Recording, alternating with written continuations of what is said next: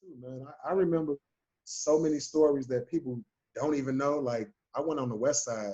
Anybody that played on the West Side, it was a tournament outside called Delano.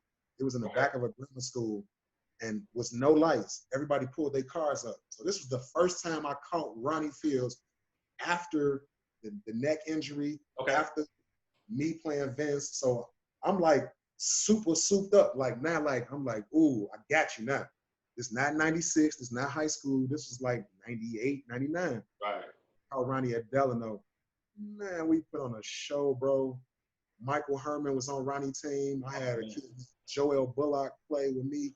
He Mm-hmm. was No super Bullock. tough.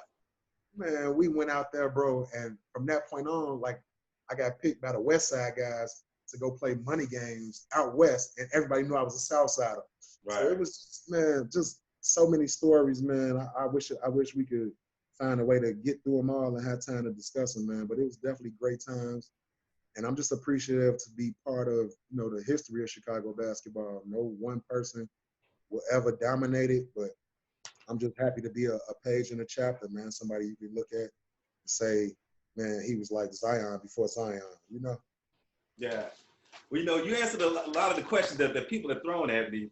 Um, you know, one of the questions I was going to ask, you answered that, and that is, you know, what was most satisfying, saying that you're an NBA player or having your name in the Chicago lore of basketball, being one of those mentioned as one of those greats? You know, what would you say is most satisfying for you? For me, definitely NBA, because that's the ultimate. But I hold to my heart dearest the fact that the people in Chicago respected what I did. You know what I'm saying? Like, you want to be noticed by your peers and you want to be noticed by the place that birthed you. So, looking back at it, they still talking about me 20 years later and some of the Yes, things that sir.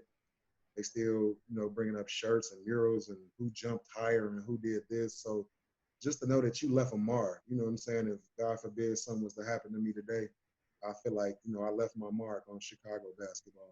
Yes, Like, sir.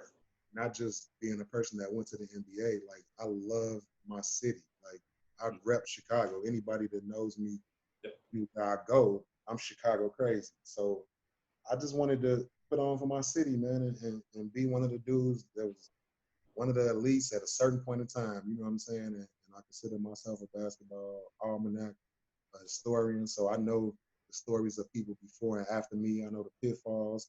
And I just, want to pass some of those gifts on to the kids that's out here trying to go forward and start basketball for a career for them now. So